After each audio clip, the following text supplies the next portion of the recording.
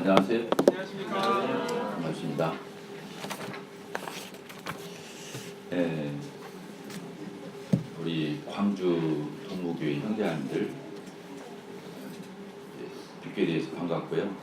그 부족한 형제를 이렇게 초청해 주셔서 말씀과 간증, 교제를 나눌 수 있는 기회를 주셔서 감사합니다. 우선 시편 있는 말씀을 같이 읽도록 하겠습니다. 시편 127편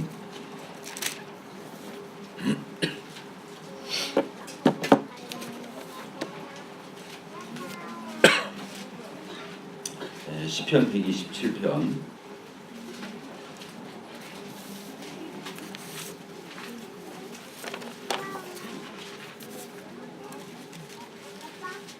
제가 읽도록 하겠습니다. 여호와께서 집을 세우지 아니하시면 세우는 자의 수고가 헛되며 여호와께서 성을 지키지 아니하시면 파수꾼의 깨어 있음이 헛되도다. 너희가 일찍 일어나고 늦게 누우며 수고의 떡을 먹음이 헛되도다. 그러므로 여호와께서 그의 사랑하시는 자에게는 잠을 주시는도다. 보라, 자식들은 여호와의 기업이요 태의 열매는 그의 상급이로다. 젊은 자의 자식은 장사의 수중에 화살 같으니 그것이 그의 화살통에 가득한 자는 복되도다. 그들이 성문에서 그들의 원수와 담판할 때 수치를 당하지 아니하리로다. 128편도 읽겠습니다. 여호와를 경외하며 그의 길을 걷는 자마다 복이 있도다. 네가 네 손이 수고한 대로 먹을 것이라. 네가 복되고 형통하리로다.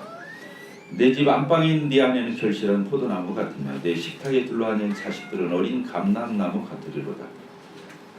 여호와를 경외하는 자는 이같이 복을 얻으리라. 여호와께서 시온에서 내게 복을 주실지어다. 너는 평생에 예루살렘의 번영을 보며 네 자식의 자식을 볼지어다.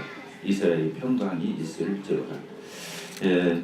이번에 이제 제가 초청을 받으면서 저희 교회에 대한 간증과 또 우리 동부교회 형제 자매님들에게 필요한 그런 말씀을 이렇게 부탁을 받았습니다. 그래서 저희 온골 송천교회 전에 이제 전주 북부교회라고 그랬죠. 전주 북부교회에서 2년 전에 2년 전 5월 달에 저희들이 이름을 온골 송천교회로 바꿨어요. 그 전주 북부교회가 전주에 또 하나가 있어요. 삼내 우석대학교 있는데 거기에 우리가 보통 말하는 이요한 그 계통의 구원파의 교회예요. 그래서 저희들이 이제 오해를 그 같은 이름이기 때문에 그 오해를 많이 받았어요. 그리고 이제 홈페이지를 치면 똑같이 떠요. 저희 그 뜨고 바로 이제 그 삼내에 있는 그 전주 북부교회가 뜨거든요. 그런데 저희들이 영생고등학교 그 MT를 저희 교회에서 몇 번 했어요. 그런데 이 아이들이 돌아가서 저희 교회 얘기를 한 거예요. 부모님들한테. 그러니까 전주 북부교회다 하니까 다 요새는 인터넷부터 치잖아요. 인터넷 치고 또 저희 교회가 색다르니까 이제 그 학생들이 저희 교회 와서 MT 할 때 복음도 짧게 전하고 또 저희 교회를 소개할 수 있도록 그런 기회를 줘요. 그래서 이제 제가 이제 그렇게 저희 교회 소개도 하고 또 복음도 전하고 그랬는데 다들 돌아가가지고 이상은 교회에서 그 MT를 했다 그래가지고 시끄러웠어요. 근데 이제 그 영생고등학교에 그 교목 하시는 분이 뉴질랜드에서 이렇게 계실 때 저희 모임을 3년 4년을 다녔대요. 그러니까 저희 모임을 너무 잘하는 거예요. 근데 저희 모임에 자매 한 분이 거기 행정실에서 근무를 해요. 그 영생고등학교. 그러니까 교직원들 이게 교의를 이렇게 인적 조사를 하다가 교단이 어디냐 그러니까 브래드린이다 이렇게 말을 하니까 그분이 깜짝 놀래가지고 자기가 브래드린을 하는데 한국에도 있느냐 그래서 있다고 하니까 와서 저희 교회에 토요일날 하루 내내 있고 주일날 와서 모든 걸 다 봤어요. 그리고 정말 뉴질랜드에 자기가 다녔던 브래드린하고 너무 똑같고 건전하고 훌륭하다 이런 얘기를 하시고 이제 자기네 그 영생고등학교 학생들 기독동아리에 있는 아이들 데리고 와서 한 100여 명 데려와서 MT를 했어요. 1박 2일로. 이제 그런 여차저차 해가지고 학부모들이 막 다 들고 일어선 거예요. 이상. 그리고 전주에서 이렇게 초교파적으로 일하는 분들이 있죠. 뭐 이단 대책, 뭐 그 연구소장, 그 상담소장 이런 분들한테 이제 또 다 문의를 해가지고 확인을 하고 이제 그런 일이 있었어요. 근데 이제 그 하나님께서 그 영생고 그 교목이신 분이 너무 확신 있게 우리를 변호해 줬고, 또 제가 전에 장로교 다닐 때 그때 그 담임 목사 하시던 분이 또 교목이셨어요. 그 학교 옆에 있는 미션 스쿨의 교목이셨는데 그분이 저희 교회를 또 한 번 왔다 간 적이 있어가지고 또 평정이 됐어요. 다 오해가 이제 불식이 되고 며칠 전에도 또 와서 MT를 했는데, 그래서 이제 그 마무리가 됐는데 그 영생고 교목이신 분이 저한테 전화가 와가지고 목사님 제발 이름 좀 바꾸세요 그러더라고요. 그래서 성도들한테 그 교회명을 뭘로 하면 좋겠냐고 써내보라고 그랬어요. 근데 막 한 20대까지가 나왔어요. 장로들이 딱 보고 그 이름이 안 나왔어요. 저희가 바란 이름이 안 나왔는데 이제 전주니까 송천동이고 전주 송천교회 오면 돼요. 근데 바로 또 저희 한 200~300m 거리에 장로교 전주 송천교회가 또 있어요. 그러니까 또 겹쳐요.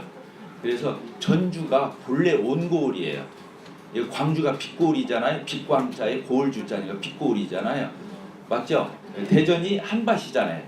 그 대자가 크다는 한자거든요. 한밭. 그래서 또 뭐 그런 이름들을 이렇게 쓰는데 전주는 지금도 가면 온고을로도 있고 온고을이라는 지명을 곳곳에 써요. 전주 입구에 이제 보면 한옥처럼 크게 지어가지고 전주시 들어가자마자 그 써 있는데 그 월드컵 경기장 주변 도로가 다 온고을로예요. 거기가. 그러니까 온고을이라는 말은 전주에서는 잘 쓰던 말이에요. 그래서 저희가 전주라는 이름, 전자가 온전전자잖아요. 그래서 온이에요. 그리고 주자가 고을이니까 온고을 그런 거예요. 아시겠죠? 네. 그래서 온고을 송천동이니까 송천교회 그렇게 붙인 거예요. 그래서 사실은 전주 송천교회라는 뜻인데 옛 이름을 쓴 거죠. 앞에만. 그런 사연이 있다는 걸 말씀을 좀 드려드리고, 그래서 이제 제가 이제 그 여기 초청을 받고 저희 교회 16년 하고 한 3개월, 4개월째 됐습니다. 16년 하고 한 4개월째 저희 교회가 천거 개척된 지가 이렇게 돼서 한번 저희 교회 이력을 다 뒤져봤어요. 그 16년 그 분을 저희 교회 발자취를 이렇게 훑어보고 그리고 이렇게 왔습니다. 그러면서 이 말씀이 생각이 났어요. 시편 127편에 있는 말씀. 여호와께서 집을 세우지 아니하시면 세우는 자의 수고가 헛되며 여호와께서 성을 지키지 아니하시면 파수꾼의 깨어 있음이 헛되도다. 그렇죠. 여기 집이라는 표현을 썼죠. 여기는 하우스가 아니고 홈이에요. 홈. 집도 건물이 있고 그 안에 있는 가족을 얘기할 때가 있잖아요. 그래서 이 집 건물을 얘기할 때는 하우스라고 하죠. 그런데 가족을 얘기할 때는 패밀리라는 말을 쓰면서 홈이라는 말을 써요. 여기서 말하는 것은 그 홈을 얘기하는 거죠. 그래서 교회는 영적 가정이죠.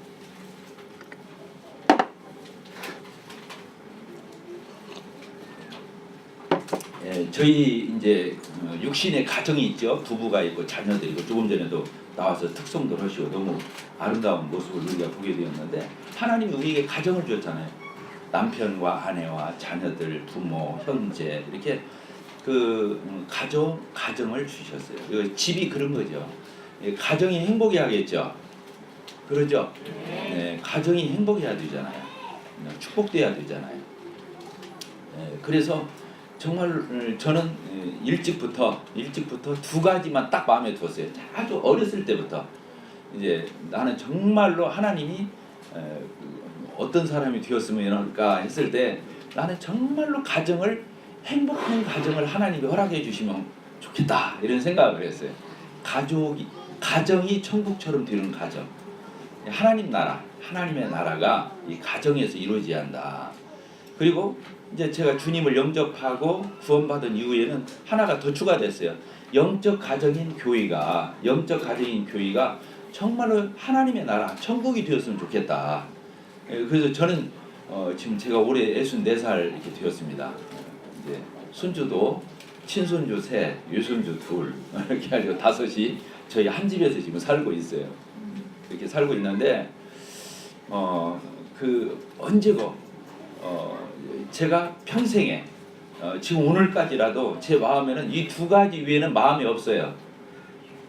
미안합니다. 이게 시야가 좁아서 저는 제 가정이 주님이 허락하신 저의 가정이 정말로 하나님의 나라가 실현되고 또 제가 목표하고 제가 소속되어 있는 우리 온골 송천교회가 정말로 천국이 되었으면 좋겠다. 이거 이외에는 딴 생각 안 해요. 그러니까 좀 거짓말 같지만 1년 365일 하루 24시간 1분 1초도 그 생각 위에는 않고 살아요. 진짜 그렇습니다. 그러니까 딴 생각은 잃지 않아요. 어떻게 하면 하나님이 나에게 허락하신 가정을 정말 하나님이 바라는 가정이 되게 할 거냐. 그리고 내가 섬기는 이 지역교회가 정말 하나님이 기뻐 받으시는 정말 하나님이 인정하시는 또 하나님이 꿈꾸시는 그런 지역교회를 이룰 거냐. 이게 이제 저의 꿈이었거든요. 근데 이제 하나님께서 그런 은혜를 베풀어 주셨어요.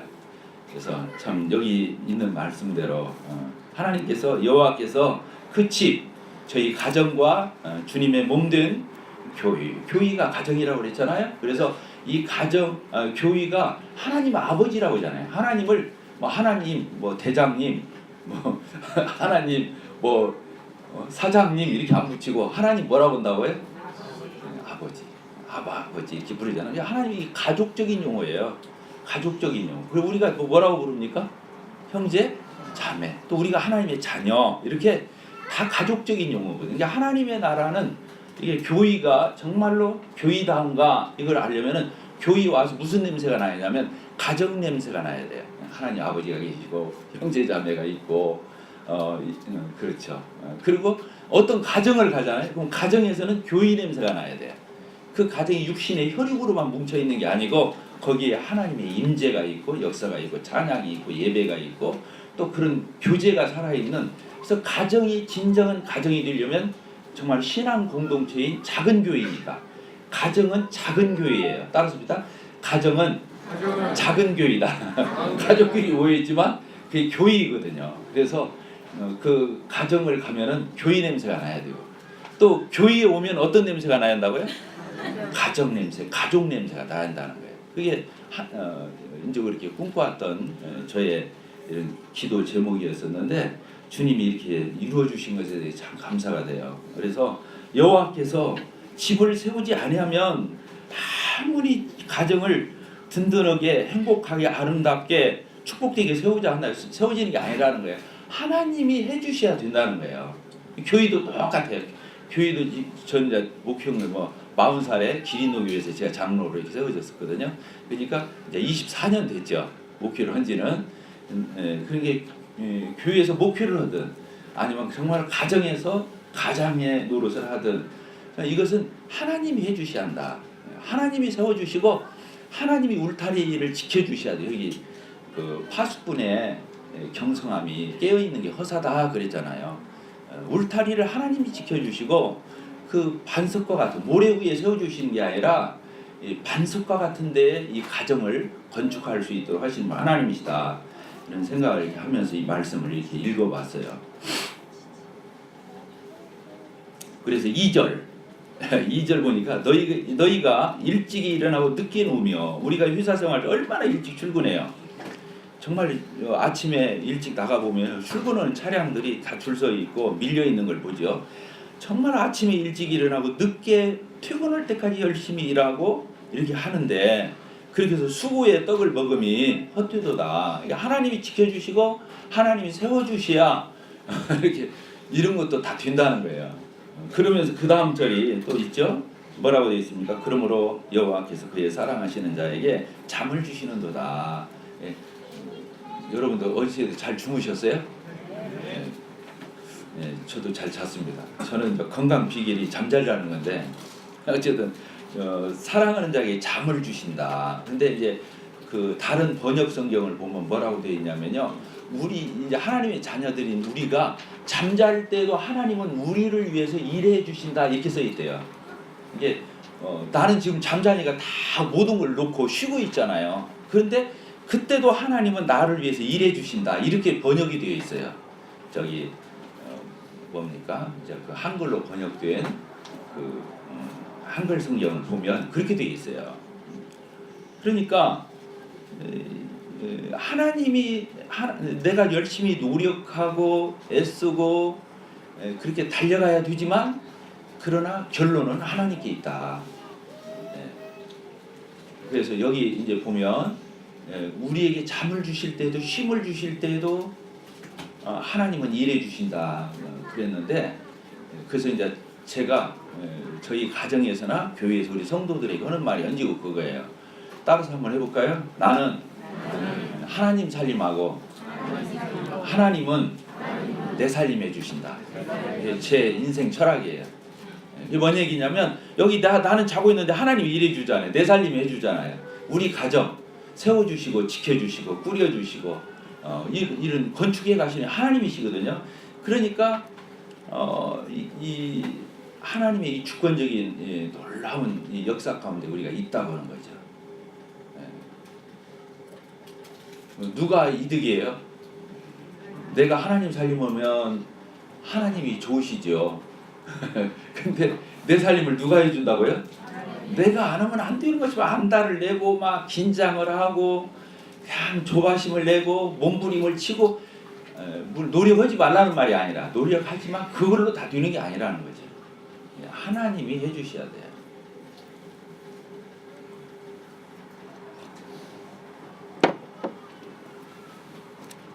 그래서 이제 제가 듣기로 이제 동부교회가 광주 동부 모임이 이제 예배당을 건축하려고는 이런 마음을 가지고 기도 중에 있고 이미 그리고 부지도 이렇게 매입하고 계속 기도하면서 준비 중에 있다고 하는 말을 들었습니다. 간단해요. 나는 누구 살림해야 한다고요? 내가 하나님 살림해야 돼요. 하나님이 우리를 하나님이 책임져 주실 거예요. 여러분들이 예배당 거뜬하게 지어야 돼요. 힘들여서 지면 안 돼요. 뭔 말 알겠죠? 그래서 저는 형제 자매님들 저희가 우리 예배당을 지을 때 이 정도 숫자였던 것 같아요. 이보다 더 적었던가 그랬던 것 같아요. 저희 교회가 2001년도에 10월에 청거에서 개척이 됐는데 예배당 지은데 2008년이었거든요. 그러니까 7년 만에 이게 개척해서 7년 만에 이제 그때 아기들을 많이 낳았어요. 막 한 해에 12명도 낳고 10명도 낳고 최하 8명을 낳았어요. 몇 년을 이렇게 한 5년을 그러다 보니까 아기들만 한 3, 40명이 되더라고요. 아기가 오면은 아기 엄마 앉죠. 아기에 누워놓죠. 옆에 기저귀 가방 놓죠. 막 이렇게 하다 보면 차지하는 면적이 그때는 이게 의자가 없을 때 그냥 바닥에서 열 때인데 저 신발장 뒤에까지 앉는 거예요. 그래서 이제 성도들이 그럴 게 아니라 예배당을 지어야 하지 않냐 이런 얘기가 나왔거든요. 2008년도에 2007년도 말에 땅을 샀어요 저희들이. 그렇게 이제 얘기가 나와가지고 이제 성도들 의견을 들어봤죠. 의견을 들으니까 여러 의견들이 나왔어요. 어떤 분은 이렇게 우리가 무모하게 지으면 안 된다. 근데 이제 그때 당시 여러분들도 아시겠지만 이렇게 아이들이 그렇게 해마다 10명가량이 계속 3, 4년, 4, 5년을 태어났으니까 그게 뭘 뜻하냐면 젊은 신혼가정이 많다는 뜻이에요. 뭔 말 알겠죠? 아까 여기도 중고등학생들 한 10명 다 서 있는데 이 교회 구성원을 그냥 한눈에 들으더라고. 한 40 이쪽 저쪽이 많겠구나. 뭔 말 알겠죠? 그게 저희 교회는 그때 애기들이 그렇게 3, 40명이 태어났으니까 그 신혼 초에 있는 사람들이 많아. 그러니까 돈이 있겠어요, 없겠어요? 이제 막 장가가고 시집 갔는데 뭔 돈이 있겠어요? 그러니까 저희들 형편으로는 지을 그런 어떤 어떤 형편이 안 된다는 얘기, 간단히 얘기하면. 그런데 그때 이제 형제 자매들 모여서 상의할 때 어떤 분은 이런 얘기도 했어요. 이제 우리가 이렇게 당장 예배당을 땅을 사서 짓는다는 것은 무모한 거다. 그러니까 너무 서둘지 말고 땅을 구입해놨다가 그 땅을 한 번 더 어떻게 하라고 뭐라고 하더라? 그 땅을 한 번 샀다가 분리자보든가 뭐라고 하더라. 그래가지고 한 2, 3년, 3, 4년, 5년쯤 뒤면은 이게 튈 거 아니냐 그 땅금이.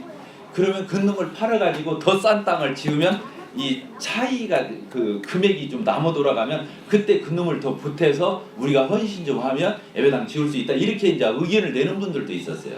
아주 전문가죠 부동산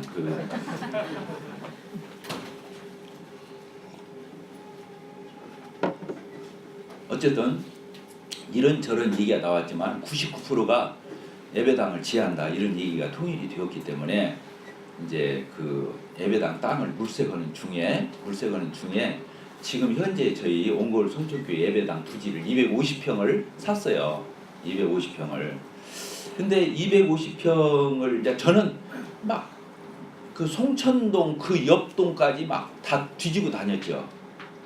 좀 싼 땅, 좀 넓은 땅, 뭐 이런 별의별 생각을 다 하니까 형편은 뭐 그렇게 넉넉하지 않은 데다 대고 그걸 그렇게 하려고 하니까 골고루 찾아봤어요. 근데 문제는 뭐냐면 저 변두리로 와서 땅을 사면은 거기까지 전기도 끓여야지 수도도 끓여야지. 근데 그 비용이 더 많이 들어가요. 보니까 그런 게 있더라고요. 그러니까 싼 땅을 쉽게 사는 게 아니에요. 이제 저희 예배당 위치를 주님이 보여주셔서 250평을 사는데 250평 중에서 70평은 75평 정도는 다른 분한테 그때 150에 샀어요. 저희들이 한 평당. 그리고 나머지 250평 중에서 70평 빼면 몇 평이에요? 한 180평 되나요? 180평은 두 땅을 합쳐서 이제 저희들이 필지 합병을 한 건데 두 땅을 사는데 한쪽 80평은 150씩 주고 샀고 그 옆 땅은 78만 원에 샀어요. 붙었는데 그래서 이제 이게 합쳤거든요. 근데 그 땅은 그 전주에 굉장히 오래된 아주 톱인 교회가 있어요. 굉장히 오래된 전주에서 전주 서문교회 그 장로라는 분 땅이었는데 저희가 이제 땅을 보러 가니까 심상치 않게 이렇게 딱 쳐다보시더니 그러더라고요. 자기가 장애인 협회 부의장인데 그 사무실로 좀 오라고 저 목사가 오라고 그래서 이제 집사분들이랑 같이 갔어요. 그랬더니 정말로 예배당을 지으려고 그러냐는 거예요. 그래서 그렇다. 근데 가진 게 없다. 솔직히 이제 그렇게 얘기를 했죠. 그러니까 그분이 각서를 쓰래요. 다른 거 안 짓고 꼭 예배당을 짓는다는 그 각서를 쓰라는 거 썼어요. 그랬더니 78만 원을 줬어요. 반 가격에. 이게 하나님 예비하신 거잖아요. 이게 다 하나님 역사하신 거거든요. 그리고 그분이 저희 거기다 예배당 짓고 계속 이제 이렇게 주님 성경 오는데 수시로 와서 봐요. 교회가 부흥하나 안 나. 왜냐면 자기는 하나님 앞에 이제 어떤 그런 소원이 있고 그게 있었는가 봐요. 그러니까 전화 와서도 가끔 물어보고 목사님 교회 잘 되냐고도 물어보고 또 자기가 와가지고 확인도 하고 그래요. 참 기가 막히죠. 근데 그때 뭐 땅이 한 3천이 안 됐어요. 2천 얼마에 샀는데 그 반 가격에 배나 뒤는 땅은 반 가격에 사고 나머지 70 몇 평은 이렇게 150을 주고 샀잖아요. 그렇게 했는데 이제 저희들이 땅을 이제 이렇게 광고하고 부지 매입에 대한 이제 이렇게 광고하고 연보를 했는데 300만 원이 부족하게 나왔어요. 그 이제 잔금을 치러야 되는데 이제 300만 원이 부족했어요. 그러니까 그때 이제 당시 집사일을 하던 형제가 그걸 다 수집을 해서 이렇게 계산한 형제가 자기가 300을 채워 뒀어요. 연보를 하겠다 해가지고. 그래서 이제 그 토지에 대한 이 부지 매입비를 지불을 했어요. 그래서 땅이 이제 생겼어요. 그 땅을 했는데 이제 또 이제 다시 모였죠. 땅을 사놓고 그러면 지금 지을 거냐 아니면 한참 있다 지을 거냐 이걸 가지고 또 상의를 했어요. 그런데 겁도 없이 99%가 지금 지한다는 거예요. 근데 땅을 살 적에 넉넉했어요, 안 했어요? 땅 사는데도 턱없이 나왔잖아요. 땅이 넉넉하게 가령 3천이면 막 5천이 나왔다든가 이랬어야 되는데 300이 부족할 정도로 나왔는데 예배당 짓는데 그때 견적을 내는데 한 10억이 나왔거든요. 그러니까 아니 3천도 안 되는 그 연보가 안 된 교회에서 10억이 되는 그 건물을 짓자? 저는 너무 무모하다고 느꼈어요.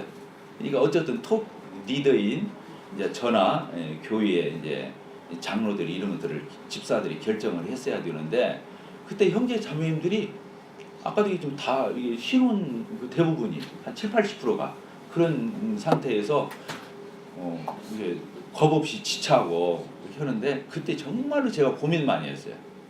피가 마르게. 왜? 그 잘못하면 부도나잖아요. 일 벌려놓고 그렇게 하면 어떻게 되겠어요? 그럼 성도들 어려워지지, 저 어려워지지, 교회 어려워지지, 간증 안 되지.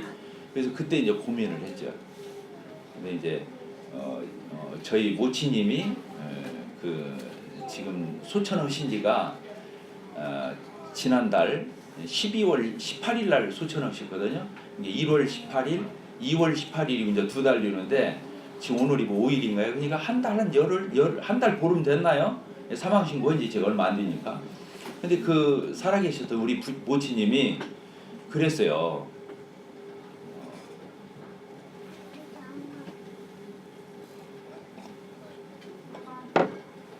그때 당시 저희들은 예배당 지을 생각도 안 할 때였는데 이 모치님이 사실은 종잣돈을 냈었어요. 왜냐하면 연보를 하신 거예요. 왜냐하면 그 모친 이제 저희 모치님이 저희 밝혀서 미안합니다. 돌아가셨으니까 소찬 하셨으니까 이제 해도 되죠. 그 모치님이 자기 재산이 3천이 있었어요. 총 모아놓은 게 자식들 가르치고 다 이제 결혼시키고 자기 몫으로 한 3천이 있었는데 이 모치님이 그때는 5만 원짜리가 없을 때니까 10,000원짜리를 이렇게 꾸려가지고 그 묶음을 이렇게 만들어가지고 거기 껍데기에다가 또 자기가 그 뭐라고 해 세면종이 그 표지에다가 그 한글도 잘 못 쓰시는 한글로 그렇게 써서 연보를 했어요. 근데 이게 연보함에 안 들어가니까 집사를 불러가지고 그 열쇠를 따게 하고 집어넣죠. 그래서 알아요. 근데 그 모치님이 그런 역할을 했어요. 어쨌든 그래서 이제 성도들이 그렇게 이제 예배당을 지차오는데 제가 고민 중에 있을 적에 저희 어머니가 그러시더라고요. 예비야 걱정 말아라. 자식이 일을 저질러 놓으면 부모가 다 알아서 책임지는 거야. 저는 우리 어머니가 돈을 진짜 많이 갖고 있는 줄 알아요. 근데 저는 이제 한전 퇴직하고 그때 예배당 지을 때쯤에는 제가 이제 가지고 있던 돈이 다 없었어요. 이제 자식들 가르치고 먹고 살고 또 이제 교회에서 어떤 일이 있을 적에 그냥 뭐 제가 겁 없이 다 그렇게 헌신적으로 그냥 왔기 때문에 주님이 왜 그러냐면 맨순지고 나가서 개척하는 분들도 많은데 저 같은 경우는 명예퇴직을 했기 때문에 그래도 넉넉하게 주님이 퇴직금도 주시고 그래서 그걸 다 썼어요 그냥. 그래서 이제 예배당 그렇게 짓는다고 할 적에 마지막 이론도 안 남기고 그냥 수표 한 장으로서 그냥 저는 마무리 지었어요. 제가 가지고 있는 거 그냥 그랬는데 저희 모치님이 그렇게 해서 이제 나중에 보니까 하나님 아버지가 제가 하도 고민을 하니까 자식이 일을 벌리면 부모가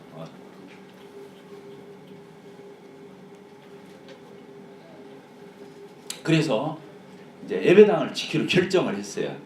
예배당을 지키로. 근데 견적이 아까도 말했지만 10억이 나온 거예요. 까마도 그죠. 근데 이제 그때부터 성도들이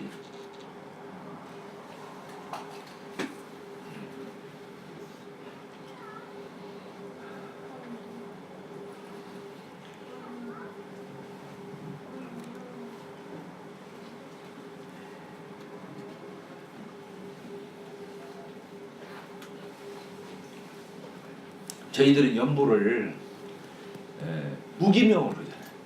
그러죠. 오늘도 연보들 하시잖아요. 그러면 우리가 이름 써서 합니까? 않죠. 뭐 건축한다고 해서 특별히 이름 쓰겠어요? 저희들은 이름 안 쓰고 하잖아요. 그런데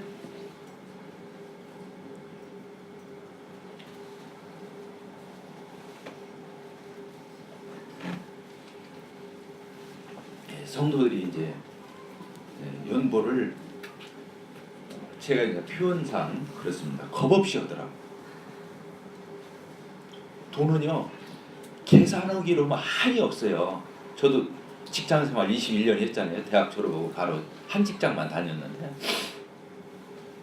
돈은 계산하기로만 한이 없어요. 계속 계산이 되는 거예요. 이 돈이라는 것 자체가. 근데 성도들이 계산 않고 드리더라고요.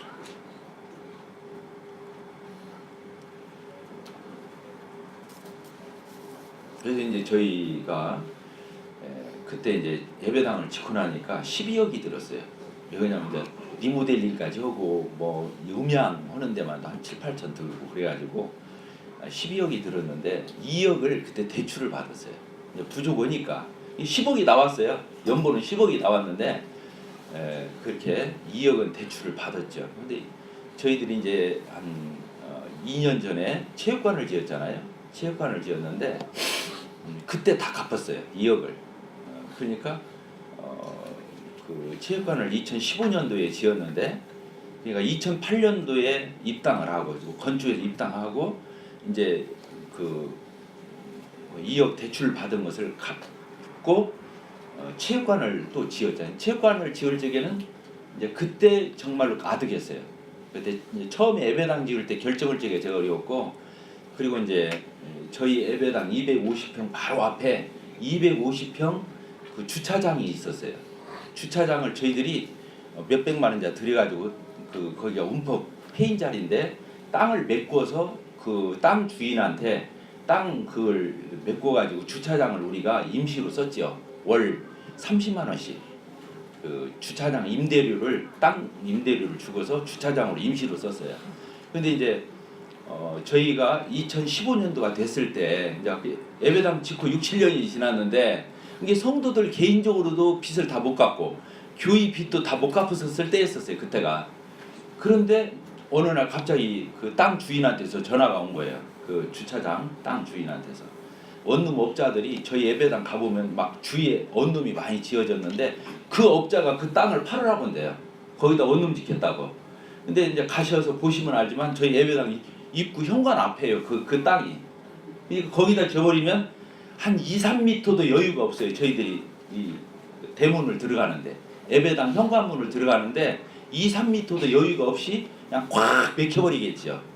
이제 그런데 그 땅 주인이 오해하지 말으라고 자기도 형편이 안 좋고 또 원룸 업자가 지금 팔으라고 하는데 어쨌든 오해가 없기 하기 위해서 내가 목사님한테 전화를 미리 드린다고 이게 팔아버리지 않고를 저한테 전화를 한 거예요. 어떻게 하면 좋으냐고. 왜냐면 그때 청천벽력이더라고. 그래서 그분 그 사장 그 땅 주인한테 그랬어요. 교회는 저 혼자 결정하고 운영하는 데가 아니기 때문에 사람이 많은 곳이라서 여유를 좀 주시면 고맙겠다. 얼마나 주면 좋냐. 3개월만 주십시오 그랬어요. 상의도 해야 되고 결정도 해야 되고 이렇게 하니까 3개월만 주십시오. 그러니까 그분이 그렇게 했다고 그랬어요. 고맙더라고요. 3개월 이렇게 참고. 그래서 그때 저희들이 안 되면 이제 그 처분하셔도 저희들이 할 말이 없죠. 그래서 이제 지금 예배당 주인 지 얼마 안 되고 형편이 뻔한 건데 이 말 꺼내기가 그러잖아요. 그래서 우선 장로들을 불렀어요. 저희가 장로가 5 있는데 5 장로가 이제 모여서 이게 땅 주인한테서 이렇게 아침에 전화를 받았는데 그날 저녁에 모여가지고 얘기를 했죠. 그날 마침 수요일 날 밤이었기 때문에 수요 집회 끝나고 장로들끼리 얘기를 했어요. 이렇게 전화가 왔다. 그래서 이제 이 땅을 어떻게 할지 모르겠다. 그러니까 이제 장로가 5인데 2분은 한 분은 나 돈 없다고 노후 대책도 아직 제대로 안 해놨다고 하면서 막 정신이 없어요. 보니까 한 2, 30분을 막 횡설수설을 하는 거예요. 그러니까 지금 이 땅을 어떻게 할 거냐 물어봤는데 자기가 형편이 안 된다는 말만 하는 거예요. 또 다른 장로한테 또 물어봤어요. 그랬더니 그 장로는 이건 고비용 저효율이다. 그렇게 표현하더라고. 그 주차장은 그냥 앞에 있는 학교에다 바치고 골목에다 바치면 되지.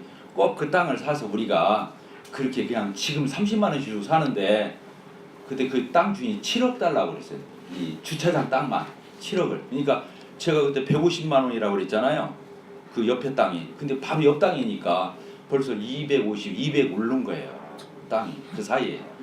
이제 그 다른 장로는 그렇게 말을 했어요.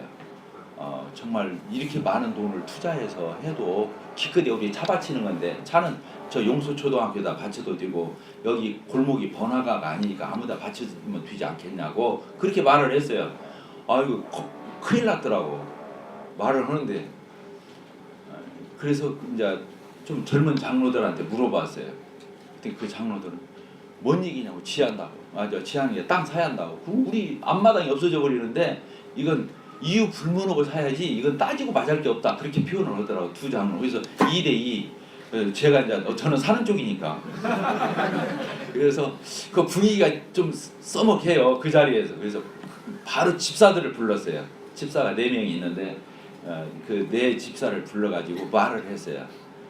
장로들에게 했던 말을 이제 제가 집사들에게. 집사들은 다 젊어요. 그냥 그러니까 막 오자마자 4명은 이유 없대요. 무조건 사야 한대 땅을. 그래서 그러니까 이제 그 먼저 조금 부정적으로 망설였던 장로들도 이제 겸연쩍을 하면서 그럼 사야겠다 맞겠다고 그렇게 해가지고 이제 장로 집사들은 이제 통과가 됐어요. 그래서 바로 그 주일날 이제 형제들을 다 모았죠. 형제님들을 다 모아가지고 이제 이런 얘기를 했어요. 그랬더니 거기서는 그냥 거의 100% 통과가 됐어요. 또 사야 한다고. 그렇게 해서 이제 하는데 얼마 달라고 했다고요? 7억을 달라는 거예요. 근데 이제 저희들이 사정 얘기를 했죠. 이 예배당 지은 지도 얼마 안 되고 지금도 우리가 빚이 있고 이렇게 정말 우리가 무리가 된다. 그러니까 정말 좀 배려를 해달라. 그랬더니 5억 5천까지 깎아줬다가 5억까지 깎았어요. 우리가 5억에 이제 계약을 했어요. 계약을 해놓고 이제 연보를 한 거예요. 저희들이 5억에 이제 사는 걸로 결정을 받으니까. 그런데 참 놀라운 것은 그때도 이제 제가 또 놀랐어요. 성도들이 진짜 겁없이 연보를 했어요. 그래서 이제 잔금 치르는 날이잖아요. 3개월 기다렸더니 이제 다 그 주에 5억이 딱 채워졌어요. 이게 연보가 정확하게 나온 거예요. 그냥 그대로 뭐 단돈 10만 원도 안 남기고 그 돈 그대로 갖다가 그 땅 주인을 줬어요. 그래서 5억에 저희들이 그 주차장 땅을 샀어요. 근데 이제 문제는 또 성도들이 그래서 월 30만 원이면 됐던 땅을 5억을 주고도 그대로잖아요. 하나도 변화된 게 없잖아요. 그러니까 너무 억울하다 그거야. 여기다 뭘 지한다는 거예요. 근데 돈이 어디가.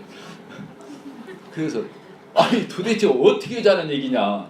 이렇게 수고한 것도 나는 정말 형제 자매들 훌륭하고 놀라운데 여기서는 이건 안 된다. 저는 이제 겁이 또 나서 그랬더니 아니다. 무조건 지한다는 거예요.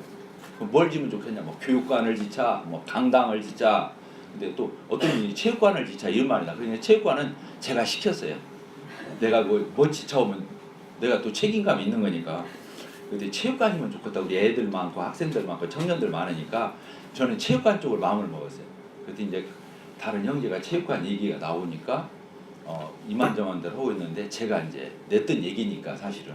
그래서 체육관 쪽으로 했어요. 그 대신 광고를 했어요. 연보들 하지 마라. 대출로 줬자. 대출이 싸요. 2, 3%였거든요.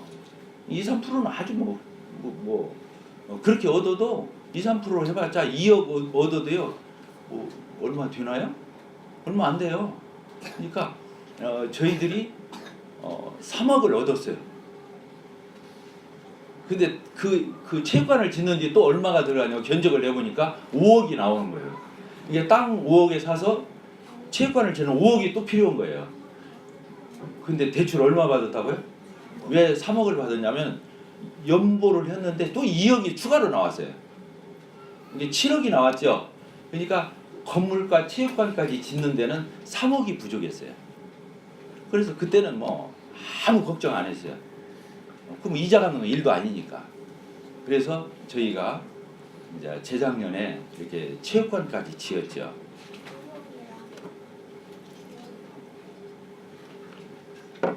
그래서 예배당 우리가 건축할 때 있었던 대출 2억 갚았고요. 그리고 이제 우리 빚이 3억이었는데 계속 형제 자매들이 연보가 지금도 나와요. 그래서 연보 몇 달치 모으면은 한 2천, 3천 이렇게 그걸 뭐라고 그러죠? 상환 이렇게 해서 지금 2억 조금 넘게 남아 있어요. 그 사이에 또 상관 많이 했어요. 예, 저는 이제 감사한 게 뭐였냐면은 저희 교회 성도들이 참 고맙고 감사했던 것이 뭐냐면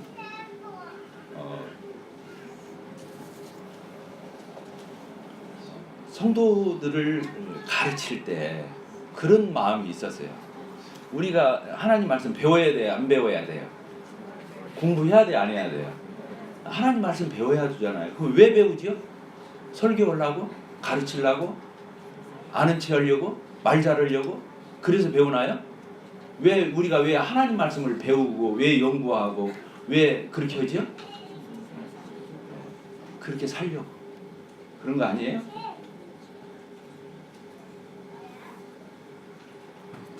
하나님 말씀을 내가 알았으면 그렇게 살아야 되거든요. 못 살면 회개해야 돼요. 하나님 죄송해요.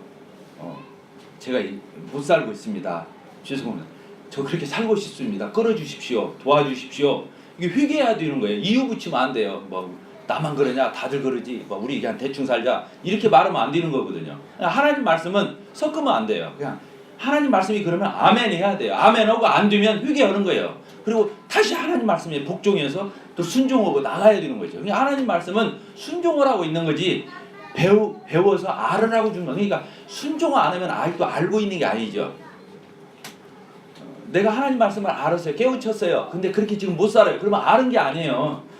내가 그렇게 살아서 열매까지 맺을 때 그게 안 거예요. 안다는 말은 지식적으로 깨달았다는 말이 아니고 실제로 적용해서 경험했다는 뜻이거든요.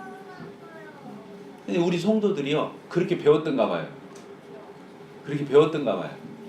그냥 가르치면서 얹고 얘기했어요. 우리 배운 대로 살자. 우리 배운 대로 그렇게 하나님 앞에 순종하자. 근데 성도들이 연보할 때 되니까 그게 열매로 나타나더라고요.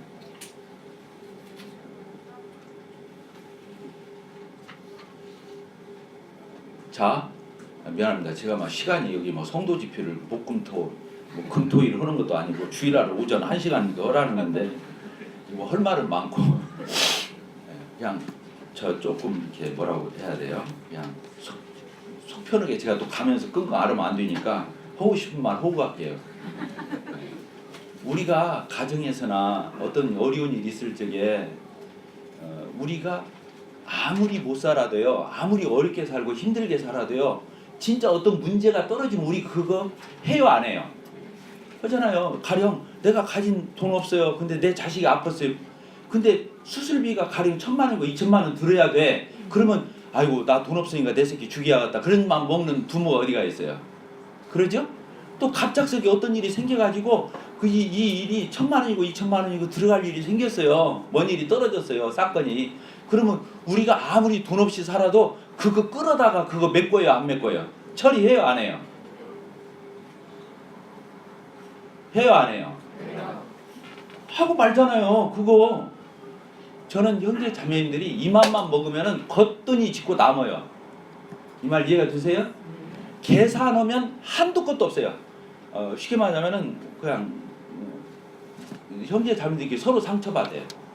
서로 판단하고 아유 저렇게들 계산하고 저렇게들 안 나. 누군가가 하겠지 이러면 끝나버리는 거예요. 연보를 그래서 교회가 가난해야 연보가 많이 나와요. 부자가 있으면 연보가 안 나와요. 왜? 그 형제자매니 할 거라고 생각하는 거예요. 자꾸 미루는 거예요. 인간이 주인인 거예요. 자기가 할 생각 않고 돈 있는 사람 쳐다보고 있는 거예요. 그래서 저는 감사해요. 아까도 얘기했지만 신혼부부들이었다니까요.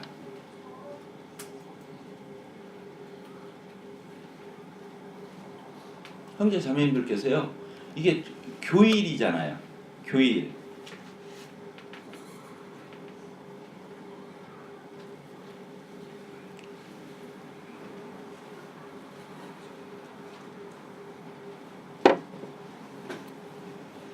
저희 이제 아들이 36살이에요.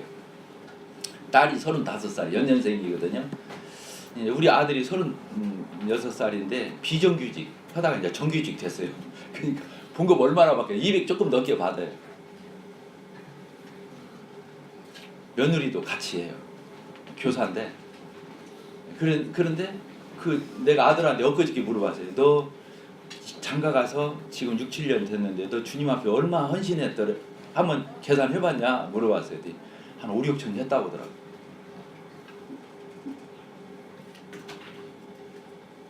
그것은 꼭 예배당 건축비, 체육관 이것만 말하는 게 아니라 네가 목돈으로 하나님 앞에 헌신을 얼마나 돼 한번 계산해봤어? 물어보니까 우리 가정사니까 내가 얘기하는 거예요. 우리 딸이 있어요. 딸은 이제 초등학교 교사예요. 교대 나와서. 근데 그 딸이 그랬었거든요. 우리 뭐 못 터놓고 얘기할 거 없어요.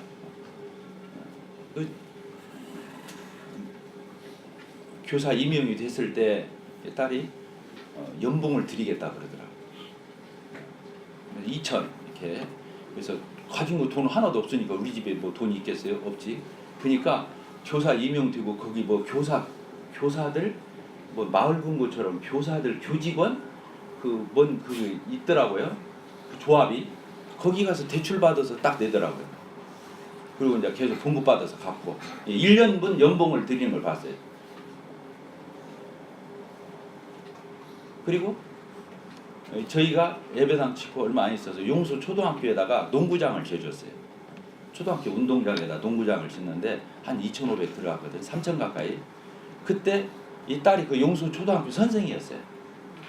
그리고 또 다른 교사 하나도 또 우리 형제 하나가 거기 또 교사였고, 그리고 우리 아이들이 다 거기 가서 놀아요. 그 용소 초등학교 가서 놀아요. 왜 붙어 있으니까 저희 교회하고 예배당하고.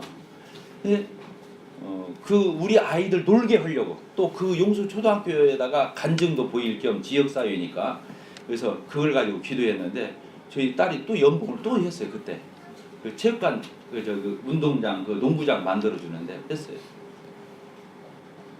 저희 사위가 우리 딸보다 5살이 아래예요. 우리 딸이 실력 좋죠. 29살 됐을 때 우리 교회에서는 안 나타나는 거예요. 신랑감이. 그래서 너 이제 내년이면 30살 되고 너 자꾸 평가절하도 이러는데 안 되겠다. 아빠가 이제 외부로 알아봐야겠다. 그러면서 뭐라고 말하냐면 너하고 나이가 비교도 안 되지만 그 형제고 됐으면 해서 추워도 먼지만큼도 그 생각 안 했고 그 형제만 같아도 참 내가 아쉬움이 없겠다. 그 형제는 주일학교 때부터 나와가지고 부모 안 다니는데도 집회에 한 번도 빠진 적이 없고 대학 졸업할 때까지 그렇게 신실한 형제 하나가 있어요. 근데 우리 딸보다 5살 아래니까 이제 대학교 졸업반이요. 근데 뭐 우리 딸은 벌써 교대 나와가지고 직장생활을 한 7, 8년을 6, 7년을 한 상태인데 이제 대학 졸업을 하는 학생으로 되겠어요. 맨날 누나 오고 교회 안에서 그랬는데 안 되죠. 근데 내가 그냥 지나가는 말로 그냥 뭐 되기를 바라서가 아니고 그 형제는 부모가 교회를 안 나오고 아무도 없는데도 저 혼자 저렇게 믿음 지키고 저렇게 하는 거 보면 참 그 형제는 아깝다 그랬어요. 그랬더니 우리 딸이 그때는 막 웃어버리더니 뒤돌아서 가지고 며칠 있다가 아빠 한번 만나나 한번 볼까요? 그러더라고요. 그러면 만나봐라. 그래서 제가 이제 바로 이제 나이가 아래인 장로 형제한테 부탁을 했어요. 우리 딸하고 그 형제 한번 만나게 한번 중간에 역할을 해보라고. 나는 우리 사위도 펄쩍 뛸 줄 알았어. 나이도 어리고 이제 대학교 4학년이니까. 그랬더니 그 장로가 막 나한테 막 대드는 거예요. 형님은 세상 물정을 몰라도 그렇지 정말로 철딱산이다고.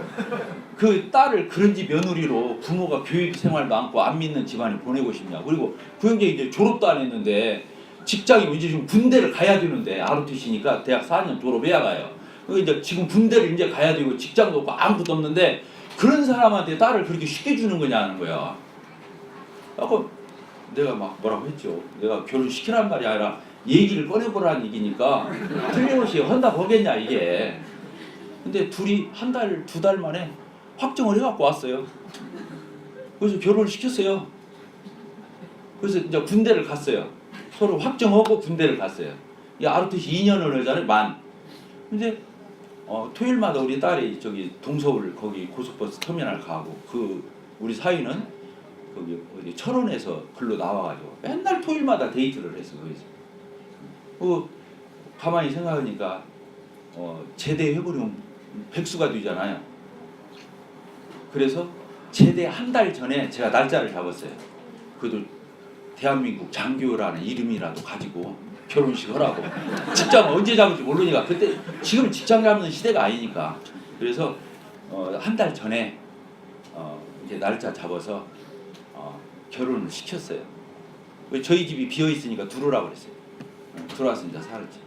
근데 5월에 결혼식하고 6월에 제대했어요. 근데 11월에 임용고시 합격을 했어요. 실력 없는 존재 내가 알아요. 왜 축구만 좋아하고 운동만 좋아하지 이 공부머리가 아니거든요. 그래서 뭐 ROTC 장교 나왔으면 사회 어디 가서 뭘 못 얻었냐, 저는 그 생각했어요. 생활력은 걱정 안 했거든. 뭐 교사 된다는 거 꿈에도 생각 안 하고. 근데 6월달에 제대해가지고 11월에 합격을 해버렸어요. 그래갖고 바로 그 다음 해에 발령이 나버렸어요. 지금 그래서 그렇게 교사를 하고 있어요, 부부가. 근데 그 형제도 딱 합격하자마자 연봉을 드리겠다고. 또 연봉 드렸어요. 거기도 돈 없으니까 대출 받아서 했어요. 그래서 그 딸한테 내가 물어봤어요. 너는 이렇게 얼마를 드린 것 같으냐. 7, 8천 드렸다고. 주님 앞에.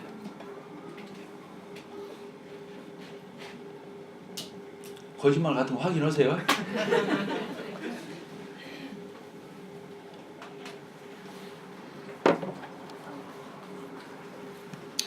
시간이 되었으니까 말씀을 좀 이렇게 마무리하는 과정을 하겠습니다. 형제자매들, 계산하지 말고 드리세요. 뭐만 알겠죠? 따라서 합시다. 계산하지 말고 드리자. 네, 하나님은 우리를 구원하시고 사랑하실 때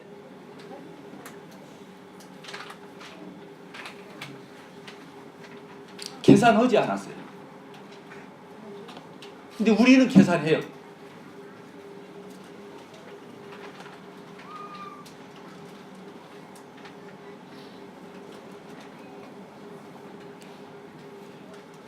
돈이 중요하겠어요. 돈은 필요한 거지. 따라서 봅시다. 돈은 필요한 거다. 네, 중요한 건 없어요. 세상에서 중요한 건 없어요. 하나님께 속한 일만 중요해요. 세상에서는 필요한 거예요. 필요. 이 의식주, 일상생활이 필요한 거죠.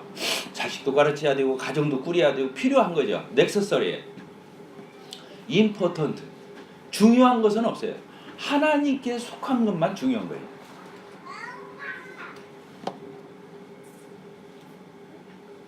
없으면 조금 불편해요. 못 사는 게 아니라 죽는 게 아니에요. 조금 불편하다 마는 거예요. 근데 하나님은 살아계셔요. 따라서 합시다. 하나님은 살아계신다. 내가 하나님 살림하면 내 살림 누가 한다고요? 하나님이 하시죠. 그걸 경험하는 것이 신앙이에요. 그걸 경험하는 게 신앙이에요. 우리가 신앙생활하는 것은 하나님이 살아계시고 역사하시고 임재하시고 내 곁에서 같이 하시는, 동행하시는 그 하나님을 경험해 가는 게, 그게 누적될 적에 신앙이 성장하고 성숙하는 거죠. 성경 많이 알고 기도 많이 하는 게 성숙하는 게 아니고, 하나님을 경험한 것이 누적됐을 적에 더 큰 것도 도전할 수 있고 맡길 수 있고, 이렇게 신앙의 성장이고 성숙이죠.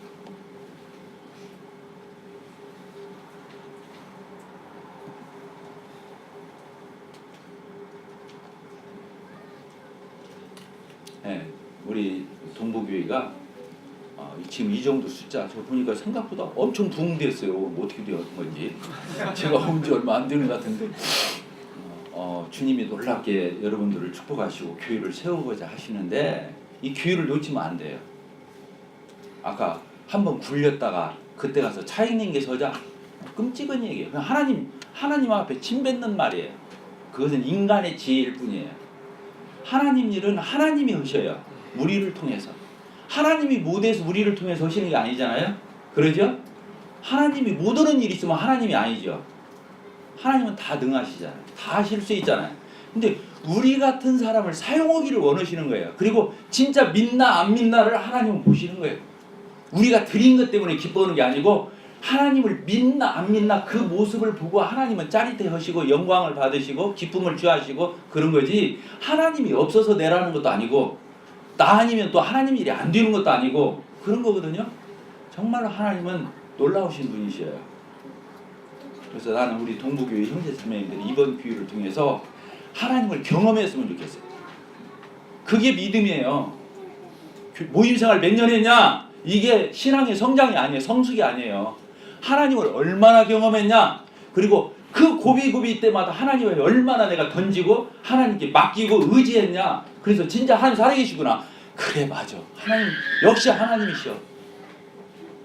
그런 경험하는 예배당 건축이 되었으면 좋겠어요.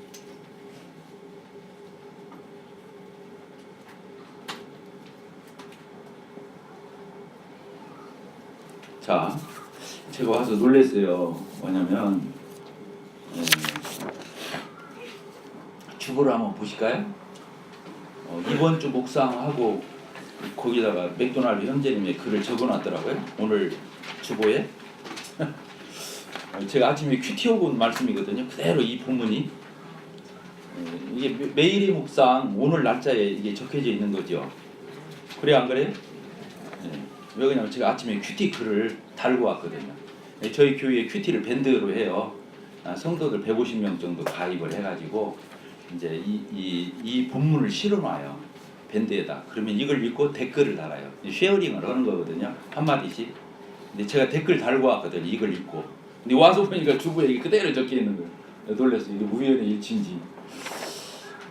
오늘 아침에도 이 말씀을 큐티하면서 정말로 감동을 받았어요. 제가 빨리 읽어드릴까요? 하나님의 섭리를 뭐 얻을 때예요? 의심할 때. 그러면 안 된다는 거잖아요. 내가 만일 스스로 이르기를 내가 그들처럼 말하리라 하였더라면 나는 주의 아들들의 세대에 대해 악행을 행하였으리라. 이 말씀은 잘 안 두르잖아요. 그러나 그 밑에 글은 다 dur아요.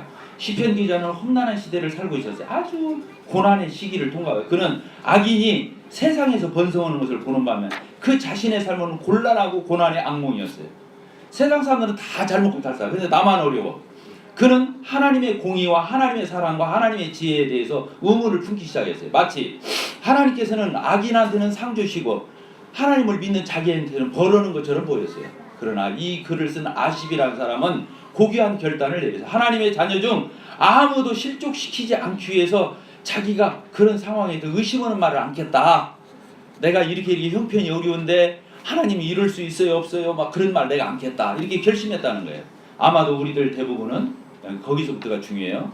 아마도 우리들 대부분은 때때로 의심과 의문을 품게 됩니다. 특히 인내의 한계에 이르거나 매사가 우리 뜻대로 안 되는 것을 그렇게 될 것 같을 때 하나님의 섭리를 의심하기 쉽습니다. 이때 우리는 어떻게 해야 할까요? 우리 그럴 때 있어요 없어요? 다른 사람 다 잘 돼. 기도응답 받고 왜 나만 안 돼? 그럴 때 지금 그 얘기하는 거잖아요. 우리는 확실히 우리를 상담해 줄 뭐라고 그랬어요? 영적인 자격을 갖춘 누군가와 함께 우리의 의심을 나누도록 허락을 받았습니다. 이런 상황에서요. 나 혼자 코파치고 있고 나 혼자 근심, 염려, 원망, 불평, 미궁에 빠져서 성령 소멸에 있으면 안 된다는 거예요. 주위에 이런 분이 있다는 거예요. 이런 상황이 있는 나에게 상담해 줄 수 있는 영적인 자격을 갖춘 누군가가 우리 주위에 있다는 거예요. 그래서 나의 의심을 나누도록. 형제님 사실 내가 이렇게 어려워요. 우리 가정이 이렇게 힘들어요. 정말로 어렵습니다. 힘듭니다. 정말 답답합니다. 그럴 때 이것을 상담해 줄 수 있는 상담자가 교회에는 있다는 거예요. 어떻게 해준다는 거예요? 상담을? 뭐라고 써 있어요? 때때로 우리는 너무 혼란스러워서 터널 끝에 빛을 보지 못하지만 그때는 암담하죠. 안 보여요. 하나님도 안 보여요. 기도도 안 돼요. 그것을 그러나 그렇게 상담을 했을 적에 그러나 그런 상황에서도 매우 선명하게 보는 어떤 다른 성도들이 있어서 우리를 그 빛으로 인도할 수 있는 것입니다. 그런 형제 자매들에게 뭐라고 말해주는 거예요? 아니에요. 기다려보면 알아요. 하나님이 자매님 축복하려고 그러시는 거예요. 자매님 연단하려고 그러는 거예요. 자매님 다듬으라고 그러시는 거예요. 자매님에게 반드시 하나님은 이대로 내버려두지 않아요. 반드시 돌파하게 하시고 극복하게 하시고 연단하게 하시고 결국에 잘 되게 할 거예요. 이렇게 격려하고 상담해 줄 수 있는 상담자가 우리 가운데 있다는 거예요. 그래서 뭐라고 말했습니까?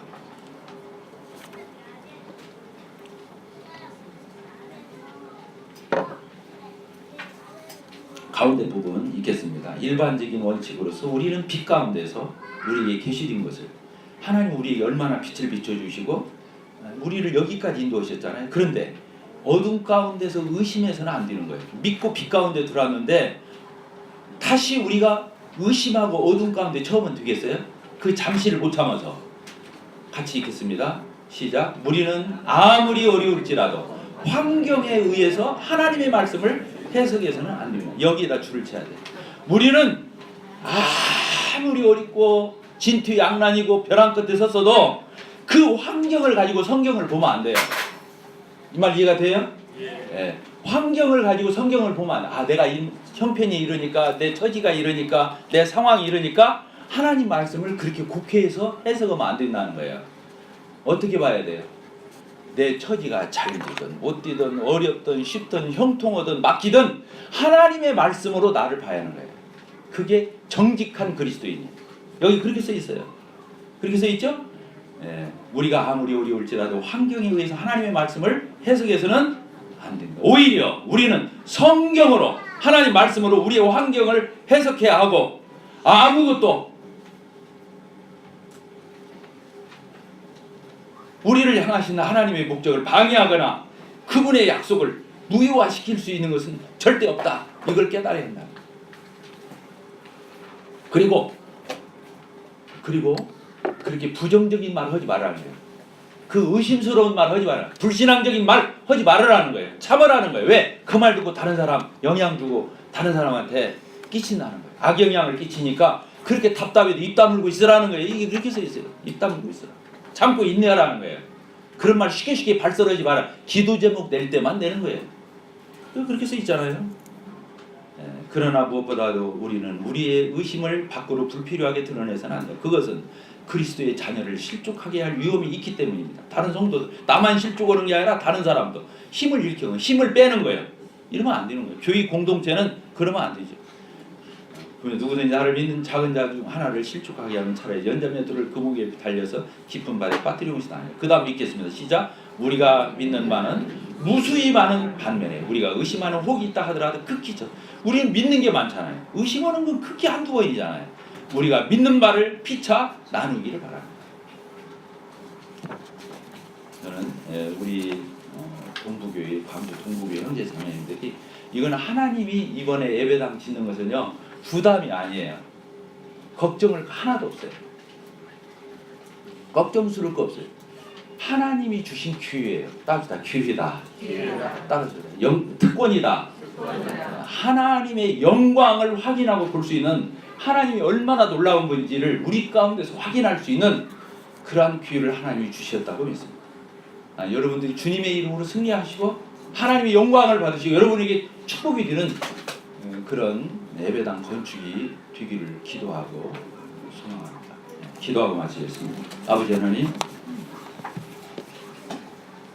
광주 동부교회를 여기까지 인도하시고 또 하나님이 세우시고 하나님이 지키시고 또 하나님 임재하셔서 역사하셨던 이 광주 동부교회를 생각하게 될 때 하나님을 앙망하고 의지하게 되옵나이다.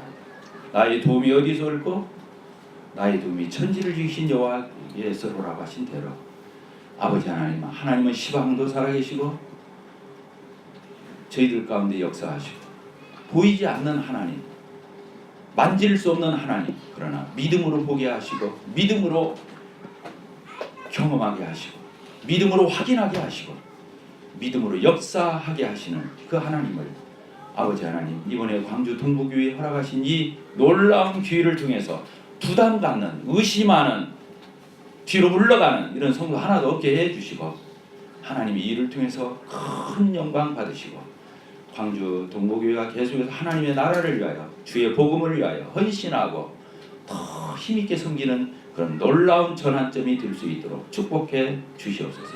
예수 그리스도의 이름으로 기도하옵나이다. 아멘. 감사합니다.